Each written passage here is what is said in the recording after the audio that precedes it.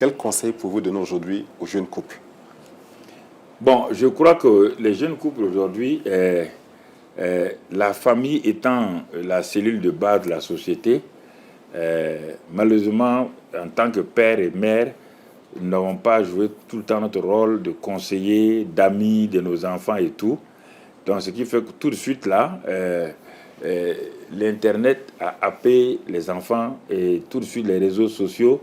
Ils ont regardé, et puis d'abord les télé-novelas, comme vous le dites, avaient commencé leur temps, et ensuite maintenant l'Internet et tout.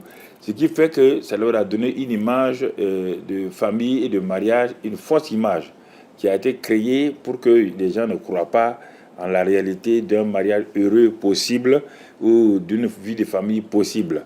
Donc je crois qu'à cet égard-là, c'est pourquoi mon épouse prend des émissions spéciales. Elle a écrit plus d'une quinzaine de livres sur la famille, sur la jeunesse, sur comment se préparer au mariage. Et moi, j'ai fait de telle manière que ce soit pratique. Je n'ai pas écrit des livres sur le mariage, mais sur les choses de l'Église. Mais je pratique ça plus parce que pour moi, par exemple, le mariage, quand on prend la lettre, le mot mariage commence par M, ça veut dire mort. Mort. Le mariage commence par la mort. Mort a ses intérêts. Si deux personnes, une femme et un homme, venant de deux familles différentes, de deux cultures différentes, ils viennent se mettre ensemble, on va voir la théorie des ensembles. Les théories des ensembles en mathématiques, c'est l'ensemble A et l'ensemble B. Le mariage n'est pas une union. Le mariage est une intersection. C'est l'intersection des deux là. Parce que la femme garde sa personnalité à 99%, l'homme à 99%. C'est le 1% qui les met ensemble, ça qu'on appelle le mariage. On ne peut pas union totale. L'ensemble A ne peut pas disparaître dans l'ensemble B. Sinon, la femme perd son identité, l'homme perd son identité. Ça, c'est un. M, mort à ses intérêts. Quand vous êtes mort à vos intérêts, vous cherchez l'intérêt de votre femme. Elle cherche l'intérêt de son mari. Tout de suite, là, le A se présente. L'allégresse, la joie de vivre ensemble.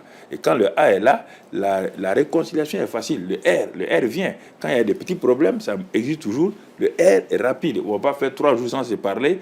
On ne se parlera pas à travers les enfants, mais on va se réconcilier vite. Et quand ce R vient, le I, le intérêt commun, vient maintenant.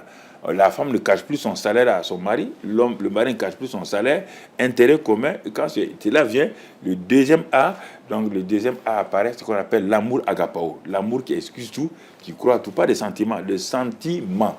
Dans le mot sentiment, il y a 2 mots, senti et ment. Le sentiment, voilà, il ment. C'est pourquoi les garçons disent je t'aime, je t'ai vu là vraiment. Quand 2 ans après ils divorcent, tu t'as dit que si je t'ai vu sans toi je ne peux pas vivre et tu veux vivre sans elle maintenant. Je ne comprends pas. Donc c'est l'amour apparaît. Quand l'amour agapao, c'est l'amour qui excuse tout, qui dit non, tu as fait ça, mais il n'y a pas de problème, on est ensemble là, on vit ensemble. Et puis quand il y a ça, les 2 éléments finaux, du moins G et le E, la grâce de Dieu et l'espérance viennent. Et vous voyez là, c'est ça que j'essaie d'inculquer, que ce soit en Europe. Quand il m'avait en Europe, les gens disent, mais il dit, je ne suis pas un Africain, moi je suis un homme du royaume des cieux. Il vient vous dire comment vivre dans la paix et dans la joie. Ça fonctionne partout, aux États-Unis où je suis allé, partout en Afrique du Sud, au Brésil, ça fonctionne parce que c'est l'homme avec sa femme. Il respecte ta femme, honore-la et elle sera heureuse. Et un homme qui aime sa femme comme ça, c'est facile. Mais si on veut prendre la femme, on veut lui donner des directives, des choses, quand là, elle se révolte, elle devient tigresse.